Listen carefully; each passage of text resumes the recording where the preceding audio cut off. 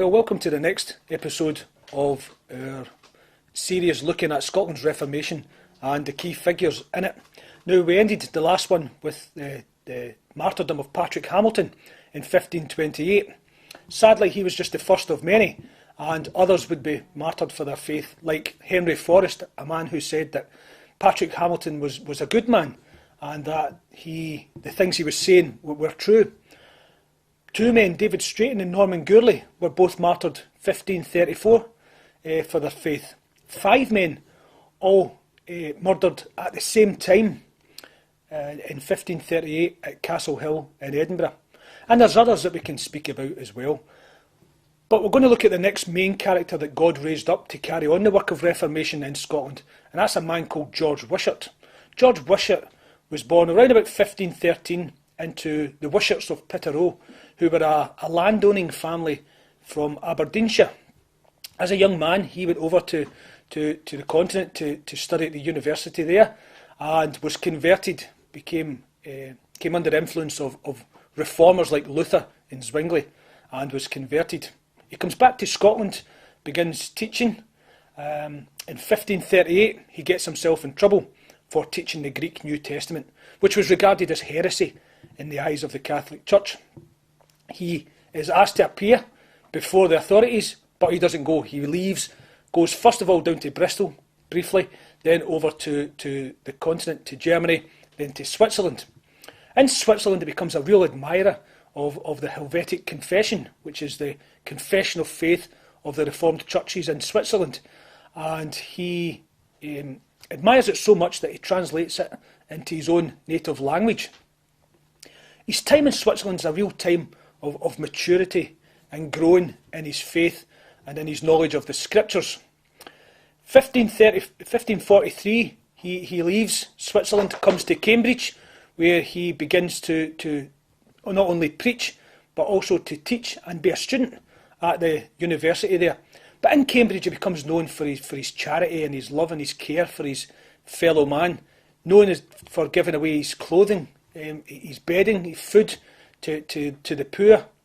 So he had a real care, not only for the spiritual needs of the people by taking the gospel to them, but also for the material needs as well, and was a real example of Christ with regards to that. 1544, however, he knows he has to take the gospel back to Scotland, and he does that. He comes to Scotland, preaches first in Montrose, and then goes down to Dundee, where he preaches to even larger crowds. The Catholic Church find out about it and send a man called Robert Mill to go and basically chase him out the city, and he tells him to leave Dundee and not to trouble the people anymore. George Wishart says that he had no desire to trouble anyone, but that the chasing away of God's word and God's messenger is not going to stop trouble, but is actually going to bring trouble. However, he does leave reluctantly and makes his way to the west of Scotland, where he's very well received by the locals there. He begins preaching down in Ayrshire, but Bishop Dunbar of Glasgow finds out about it, and he goes down to try and stop him.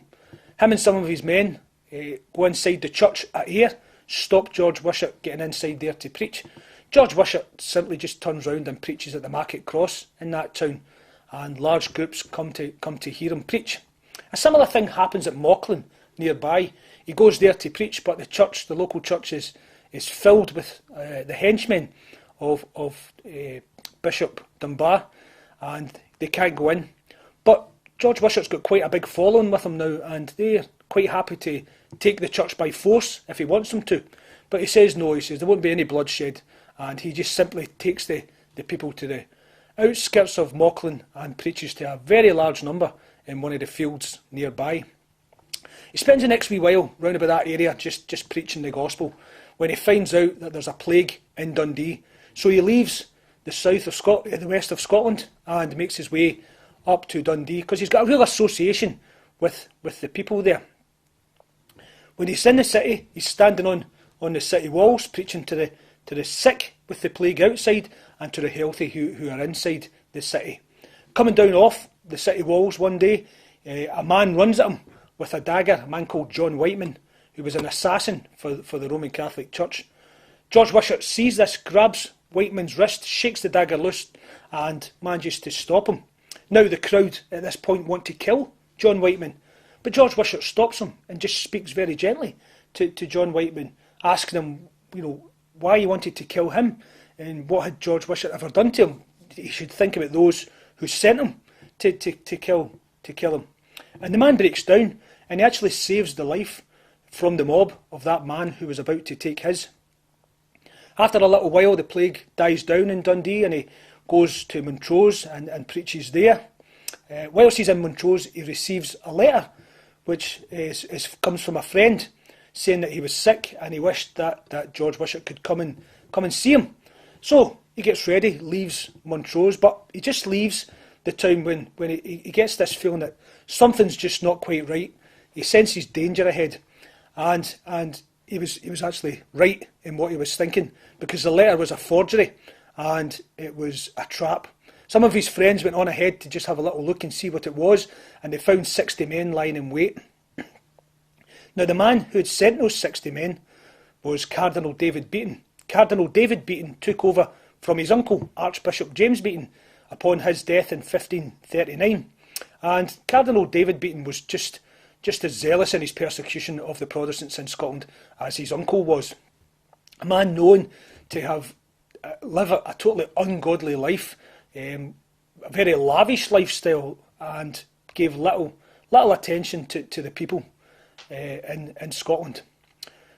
When George Wishart found out that it was Beaton who had sent him, he was known to remark that he knew that one day he will die at the hands of that bloodthirsty man, but not in this manner.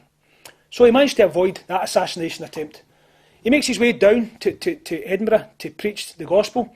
He's expecting some of his friends, a large number of his friends from the southwest of Scotland and from Ayrshire, to come and join with him. But they don't come. They're frightened. They keep their heads down. And he himself has to lay low. He's unsure what to do, and he's really down, and he feels alone and abandoned, and he can just sense that his time is running short. However, he continues to go out and preach in East Lothian, places like Tranent, Musselburgh, Haddington, Leith. But the numbers are not huge. He's not getting huge numbers. But he's not entirely alone, because by this point a man has befriended him and has become his companion and bodyguard, carrying a two-handed sword, and that man is John Knox. Now, George Wishart would have a huge impact in John Knox's life. But as he was travelling round, they went to Haddington to preach. And as George Wishart went up into the pulpit of that church in Haddington, with John Knox standing at the bottom with his sword for protection, when George Wishart looked out and saw just a few brave souls, it really hurt him, and he felt that the people were just tired and weary of hearing God's word. So after the sermon, he comes out the church and says to John Knox that he can't come any further with him. He knows his time's almost up. John Knox wants to go with him, but George Wishart says, no, one person's enough for one sacrifice. You go back to your bairns, which means your children. John Knox had originally been previous to this, had been a personal tutor to a family at Langnidry, so he just went back to doing that. And so they parted outside that church, Wishart and Knox. They would never see each other again. Knox goes back to his old job. Wishart and some other friends go to Ormiston House, and whilst he's at Ormiston House, that very same night at midnight, a large group of men come and arrest him under the leadership of the Earl of Bothwell. He's arrested, taken to Edinburgh Castle, held there briefly, and then summoned up to St Andrews to stand trial.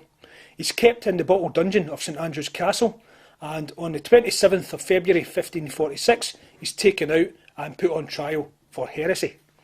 He's found guilty. The date of his execution is set for the 1st of March 1546. And on that morning, the stake is put in the ground just outside St Andrews Castle, within viewpoint of the personal and private apartments of Cardinal David Beaton, who is sitting at the window watching George Wishart's execution. As the flames are lit and bags of gunpowder are put round about him, they're ignited and they cause an explosion. But it doesn't kill him. His last words were, "This flame occasions trouble to my body indeed, but it hath in no wise broken my spirit. But he who now so proudly looks down upon me from yonder lofty place shall ere long be as ignominiously thrown down as now he proudly lolls at his ease." And he's speaking about Cardinal Beaton watching him from his window. And that was his last words. With that, a rope was put round his neck and he was strangled, and the flames took hold and he was executed. George Wishart's execution, as we'll see in the next episodes, would have a big impact on the Reformation in Scotland. And his impact on John Knox would be no small thing either. But one of the most important things about George Wishart in his life was the preaching of the word. He knew how important Scotland needed Reformation, and how that Reformation could only be brought about by the preaching of the gospel. And just as Scotland needed it, the preaching then, Scotland needs the preaching now. So that's George Wishart, and as we'll see later on, just how big his death was, and what an impact it had upon Scotland. George Wishart, 1st of March 1546. So thank you again for watching, and please look out for other episodes coming soon. We will start looking next at how the Reformation moves forward, and how John Knox had a big part to play in that and came to the forefront of Scotland's Reformation. So thank you.